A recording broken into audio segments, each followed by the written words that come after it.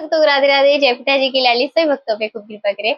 अभी जो है ना कार्तिक मास शुरू होने वाला है, तो कार्तिक मास में काफी भक्तों को कंफ्यूजन रहती है कब से हम जो है ना कार्तिक मास का संकल्प ले और कब से हमें दीप दान इत्यादि कैसी व्यवस्था हमें करनी है, जो भी भक्त करते हैं जैसे कि कार्तिक स्नान इत्यादि।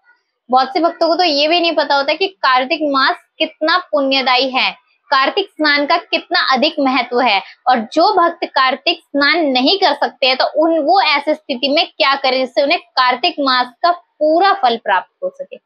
अब मैं आपको कार्तिक के मास में जो जो चीजें हमें करनी है और जो जो चीजें हमें नहीं करनी है वो मैं आपको फुल वीडियो पूरी डिटेलिंग में बता रही हूँ, जिसमें कि आप उन चीजों को फॉलो कीजिएगा और कार्तिक स्नान जो और कार्तिक मास जो है ना जरूर दान पुण्य अवश्य करें और श्री हरि जी को खूब प्रसन्न करें। सबसे प्रथम जो है ना मैं आपको बताती हूँ, कार्तिक मास में जो है ना कार्तिक स्नान का बहुत अधिक महत्व है। आप सभी भक्तों को पता है देव उठान भी इसी में ही आते हैं, हमारे नरक चौदस भी इसी में ही आती है, दीपावली भी आती है। तो ये महीना कोई ऐसे आम नहीं है, हम सभी भक्तों के लिए सबसे अधिक पुण्यदायी और फलदायी है ये।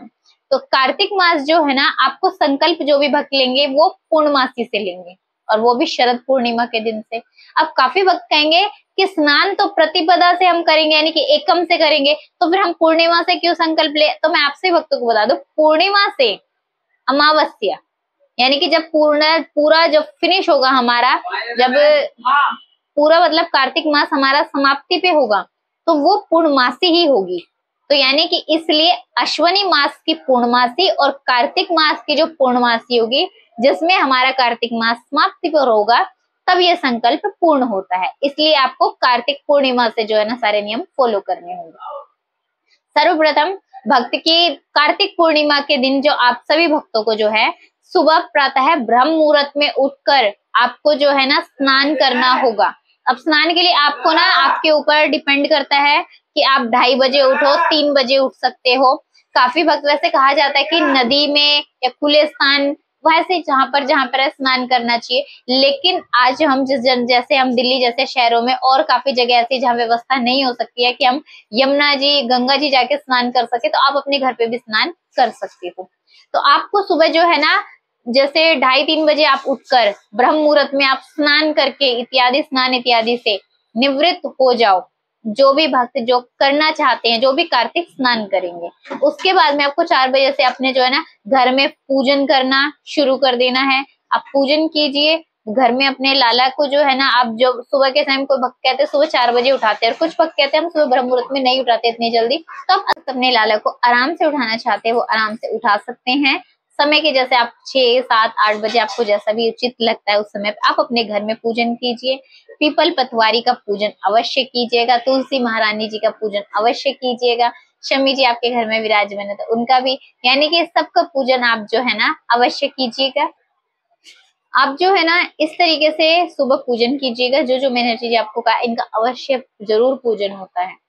अब जो है पूरे कार्तिक मास में तेल नहीं लगाया जाता है, ना शरीर पे ना सिर में, पूरे कार्तिक मास में जो है ना वर्जित है, नहीं लगा सकते आप जो है बिल्कुल भी तेल। सिर्फ एक दिन तेल लगता है पूरे कार्तिक मास में, वो भी नरक चौदस के दिन, जिस दिन नरक चतुर्दशी आती है तब तेल लगता है। उसके अलावा पूरे महीने में तेल का उपयोग नहीं होता है।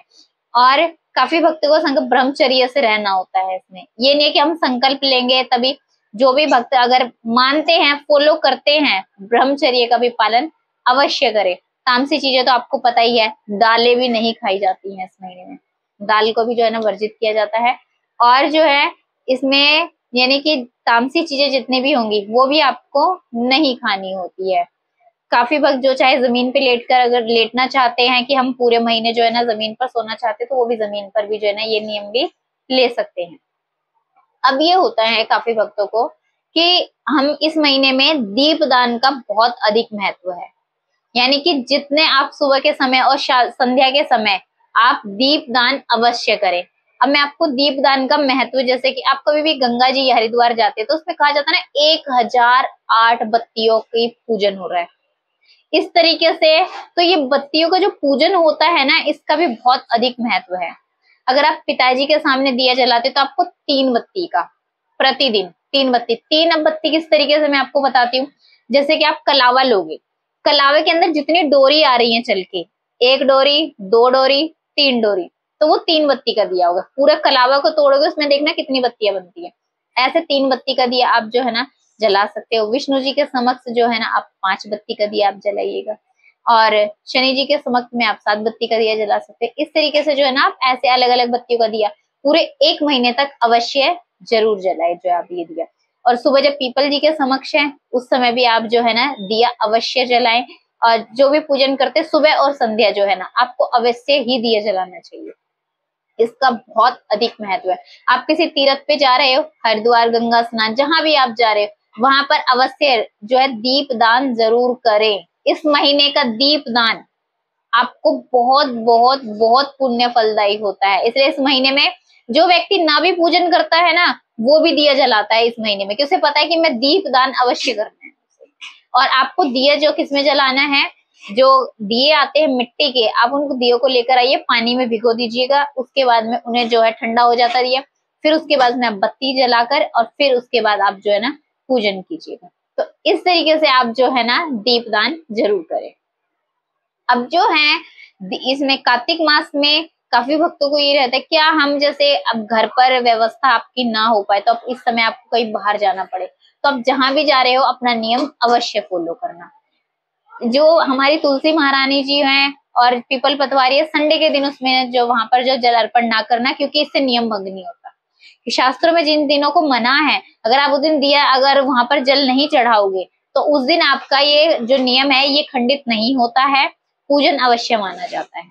क्योंकि ये शास्त्रों में मनाई है इसलिए हम जो उस दिन नहीं कर रहे हैं। अब जो सब मेन क्या आता है, काफी भक्तों को ये रहता है कि ना हम किस किस दिन, जैसे कि जो तेल आंवला या फिर किसी तिल के तेलों का स्नान मना है। अब देखिए द्वितीया, सप्तमी, नवमी, द्वादशी और जो अमावस्या, इस दिन जो है ना तिल और आंवला इसको पानी में डालकर स्नान मत कीजिएगा, उस दिन स्नान वर्जित है। इस तरीके से आप जो है ना कार्तिक अपना मास जो है ना पूर्ण कर सकते हो। इसमें प्रतिदिन यानी कि कार्तिक मास की 1 महीने तक जो है ना कथा सुनाई जाती है। हर जगह अलग अलग कथाएं हैं, अलग अलग मान्यता के हिसाब से अलग अलग कथाएं प्रचलित है। तो आप जो है ना 1 महीने तक कथाएं भी अवश्य सुने। अब काफी वक्त कहेंगे हमसे सुबह उठकर स्नान नहीं होता है, हम सुबह उठकर पूजन नहीं कर सकते। तो हम अगर स्नान ना कर सके लेकिन हम थोड़ा लेट पूजन करें, थोड़ा समय के बाद पूजन करें तो अपने सारे काम से फ्री होकर, तो उसमें ऐसे समय में हमें पुण्य मिल सकता है। ऐसा कोई उपाय है? बिल्कुल है। आपको पूजन का भी पूरा फल प्राप्त होगा। अगर आपको कार्तिक मास में आप अगर नहीं स्नान कर पा रहे हो सुबह उस समय पर, नई परिस्थिति बन पा रही काफी भक्तों की, शारीरिक कष्ट से हो गया, कार्य की व्यस्तता के कारण हो गया, नहीं हो पा रहा, तो उसका भी उपाय है। इस महीने में आप जितना अधिक हो सकता है प्रतिदिन दान पुण्य कीजिए, अन्न दान कीजिए, आप कर सकते हो।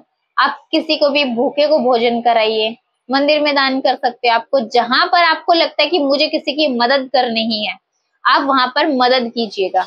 इस तरीके से आप जो है ना कार्तिक मास का जितना भी पुण्यदायी फल है वो आपको अवश्य प्राप्त होगा। जरूर आप जो है ना इस तरीके से कर सकते हो। कई तीर्थाटन या दूसरी जगह जा रहे हो वहां पर आर्थिक रूप से किसी की मदद कर दीजिएगा। किसी को अन्न की जरूरत है, अन्न को भूखे को भोजन करा दीजिए। और ये जितना भी आप भोजन कराओ सात्विक भोजन ही पवाना, बिना लहसुन प्याज तामसी चीजें, बिना उसके ही आप ऐसा ही भोजन पवाना। ये नहीं है कि आप उसमें तामसी चीजें अगर किसी को पवा रहे हो, नहीं, तामसी चीजें बिल्कुल भी नहीं खिलानी है आपको। इस तरीके से आप जो है ना पूरे महीने कार्तिक का फल प्राप्त कर सकते हो। सुबह के समय आपसे चलिए मानते हैं कि सुबह की स्थिति ऐसी बन जाती है, आप जो है ना सुबह जिस समय आपकी व्यस्तता हो, जैसे आपकी व्यवस्था बने 9 बजे, 9:30 बजे, 10 बजे तक, उस समय पर आप जो है ना तुलसी महारानी को सींचिए, पीपल जी को सींच लीजिए। लेकिन अगर आपको लगता है सुबह के समय नहीं मेरी बन पा रही है कि समय नहीं निकल पा रहा, तो आप शाम के समय अवश्य पूजन कीजिए। शाम के समय तो इतना तो समय होगा कि 5 मिनट आप जल अर्पण कर सकते हो। सुबह शाम के समय दीप बत्ती कर सकते हो, जो घर में पूजन करते हैं वैसे आपको करना है। तो इतनी आप जरूर अवश्य कीजिएगा, इससे आपको पूरा फल प्राप्त होगा कार्तिक का। कार्तिक स्नान काफी भक्त, तो मैंने क्या मतलब कि हमने भी कार्तिक स्नान किए हैं, जैसे तीर्थों पे जाकर पुष्कर स्नान, गंगा स्नान, गंगा हरिद्वार जाकर, बनारस में जगह जगह से लोगों की भीड़ भारी आती है। इतना अधिक महत्व है। अब कुछ भक्त कहते हैं कि हम पूरे महीने कार्तिक नहीं नहा सकते हैं, नहीं हो पाएगा। इसका भी एक उपाय है, आप जो है ना लास्ट के जो 5 दिन होते कार्तिक, यानी कि वो स्नान कर लीजिए। आप जब लास्ट 5 दिन कार्तिक के होते हैं उन दिनों में स्नान कर लीजिएगा, उसका भी उतना ही महत्व है। अगर आप कहते हैं कि ये भी नहीं हो पा रहा है तो आप देव उठान से लेकर और 5 दिन तक का स्नान कर लीजिएगा। ये आप कर सकते हो अमावस्या तक। अगर ये भी नहीं हो पाता है तो आप जिस दिन जो है ना मेन स्नान होता है कार्तिक पूर्णिमा का, आप कार्तिक पूर्णिमा का स्नान कर लीजिए। वो सबसे बड़ा स्नान है, एक दिन स्नान करके पूरे कार्तिक का पुण्य फल प्राप्त करना एकमात्र स्नान से। तो एक दिन स्नान कर सकते हैं आप कार्तिक पूर्णिमा का, ये भी बहुत फलदायी है। इतनी तो आप कर सकते हो कि एक दिन तो स्नान कोई कर सकता है, देव उठान से लेकर पूर्णिमा तक 5 दिन का स्नान कर लीजिए, और एक दिन का कर सकते हो, ये भी नहीं कर सकते तो यानी कि एक दिन तो अवश्य कोई ना कोई स्नान जरूर कर सकता है। एक दिन स्नान से भी पूरे कार्तिक का फल प्राप्त हो जाता है। तो इसीलिए कार्तिक महिमा क्या ही बखान करे कार्तिक का, कि इतना अधिक महत्व है इस मास का। अवश्य ही कार्तिक जो है ना स्नान जरूर कीजिए। जितना नियम आप फॉलो कर सकते हो इस महीने में सारी तामसी चीजों का त्याग कर दीजिएगा। सभी को राधे राधे, जय पिताजी की।